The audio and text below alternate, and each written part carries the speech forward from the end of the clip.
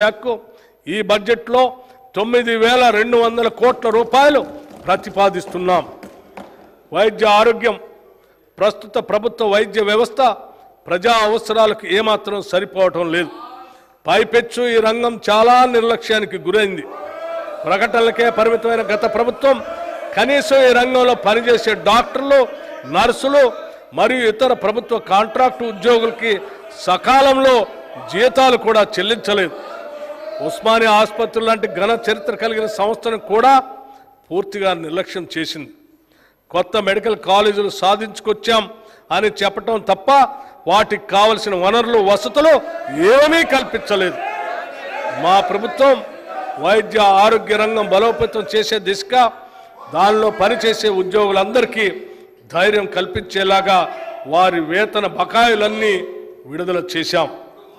ముందు కూడా వారికి ప్రతి నెల సకాలంలో జీతాలు అందించి వారి పూర్తి సామర్థ్యాన్ని ప్రజాసేవకే వినియోగించేలాగా ప్రోత్సహిస్తాం.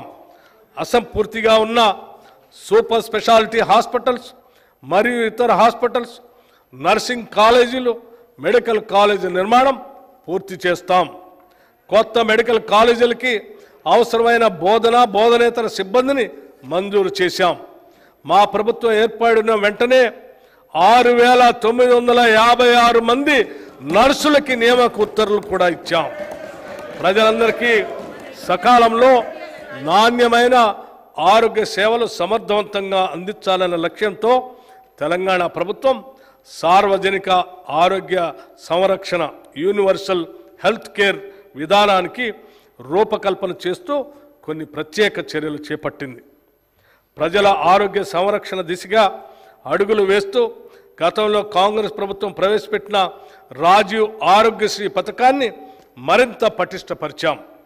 మా ప్రభుత్వం ఏర్పడగానే గతంలో ఉన్న 5 లక్షల కవరేజ్ పరిధిని 10 లక్షల రూపాయలకు పెంచాం. అంతేకాకుండా ప్రస్తుతం ఆరోగ్యశ్రీలో ఉన్న 1,672 చికిత్సల్లో 1,375 చికిత్సలకు ప్యాకేజీ ధరలను సగటున 20% పెంచాం. ఆరోగ్యశ్రీ పథకంలో కొత్తగా 163 వ్యాధుల్ని చేరుస్తూ దాని పరిధిని కూడా విస్తరించాం. ఆధునిక సాంకేతిక పద్ధతుల ద్వారా ఆరోగ్య సేవలు పౌరులందరికీ అందుబాటులోకి తెచ్చేందుకు ప్రతి ఒక్కరికి ఒక ప్రత్యేక గుర్తింపు సంఖ్యను కలిగిన డిజిటల్ హెల్త్ ప్రొఫైల్ కార్డును జారీ చేసే విధానాన్ని త్వరలో ప్రవేశపెడుతున్నాం.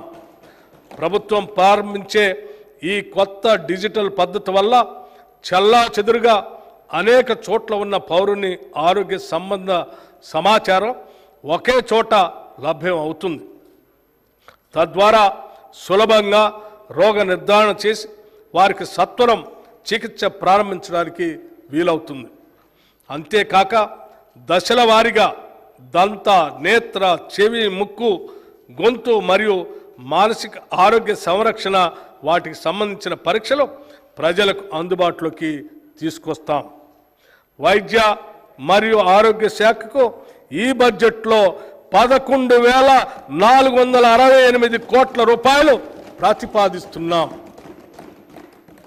విద్యుత్ రంగం, వ్యవసాయ, పారిశ్రామిక రంగాల్లోని వినియోగదారులతో పాటు అన్ని వర్గాల వినియోగదారులకి